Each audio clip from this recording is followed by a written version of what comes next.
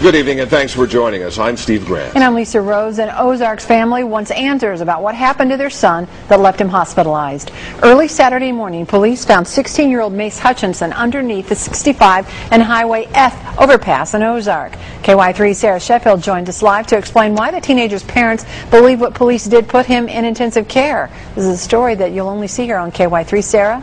Lisa, according to the teen's family, they believe that Mace Hutchinson somehow went from walking along this bridge to 30 feet below, lying on the pavement, severely injured. Like I said, we called the police.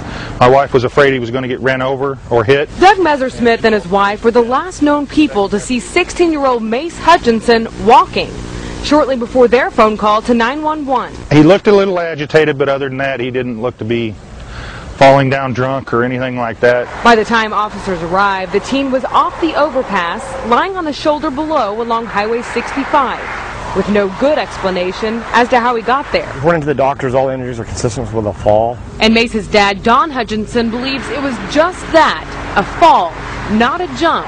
The question is why. They tested his system. He was clean of drugs and alcohol, so I mean, we don't know why, unless just being in shock and the whole thing in itself caused him to forget everything. Mace's aunt tells us he's undergoing major surgery for a broken back and a broke-off heel.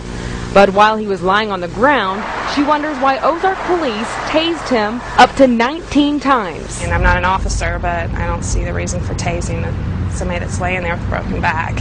I don't consider that a threat. His dad says the tasing delayed what would have been immediate surgery by 2 days. The tasering had increased his white blood cell count and caused him to have a temperature, so they could not go into operation. He refused to comply with the officers, and so the officers had to deploy their tasers in order to subdue him. He's making incoherent statements. He's also making statements such as shoot cops, kill cops, things like that. So there was cause for concern to the officers. Police say although there are several unanswered questions, the use of a stun gun is not one of them. So it was a very big concern for the officers to keep this guy out of traffic, to keep him from getting hurt. Mace is still in intensive care tonight, listed in fair condition. He has surgery again tomorrow.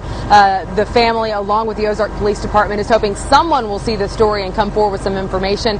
You can call 417-699-4789 with information, or call the Ozark Police Department. Guys, It's a case we'll be watching. Sarah Sheffield live tonight. Thanks, Sarah. Well, what's ending